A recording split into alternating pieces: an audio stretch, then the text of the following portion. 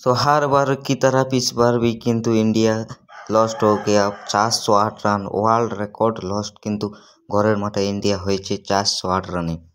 আপনারা বিশ্বাস করতে পারছেন কিনা আমি জানি না, ঘরের মাঠে 408 রানে ওয়ার্ল্ড রেকর্ড হিস্ট্রি কিন্তু প্রথমবার কিন্তু ইন্ডিয়া সাউথ আফ্রিকার সাথে 408 রানে হেরে কিন্তু সিরিজও হেরেছে এবং প্লেয়ার রবীন্দ্র জাদেজায় কিন্তু 54 রান করেছে, বাকি সবাই কিন্তু ফলক কেটেছে।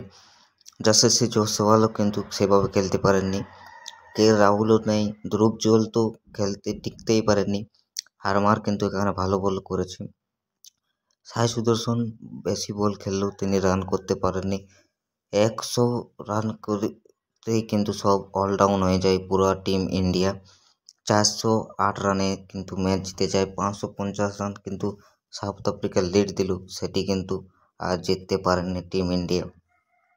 ঘরের মাঠে হারের পর হার কিন্তু ইন্ডিয়ার টেস্ট ক্রিকেট কোথায় যাচ্ছে সেটি কিন্তু আর বোঝা যাচ্ছে না, কারণ এই ম্যাচটি শেষ হয়ে যাবে, কিছুদিন পর টি-20 সিরিজ শুরু হবে, তখন আবার সবাই এই ম্যাচটির কথা ভুলে যাবে টেস্টের ক্রিকেটে।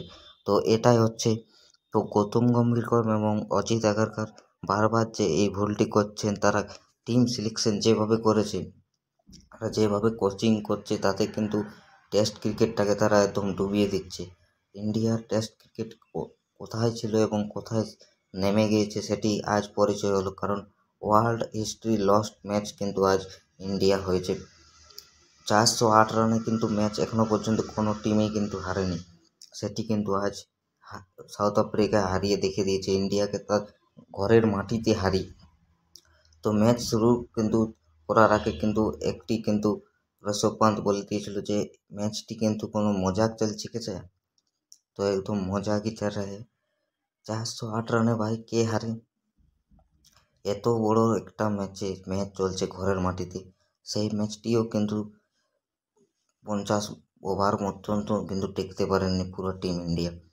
হারমার একাই 6টি উইকেট নিয়ে নেই, মার্কো জেমসন উইকেট নিয়ে নেই, কেশব মহারাজ কিন্তু উইকেট নিয়ে নেই, ইন্ডিয়াকে একেবারে মাটির তলায় একদম নামিয়ে দিই, তাদের টেস্ট ক্রিকেট থেকে বাদ দিয়ে দেওয়ার কথা কিন্তু এখানে চলে আসছে এবং গৌতম গম্ভীরকে কিন্তু কোচ থেকে বাদ দেওয়ার কথা।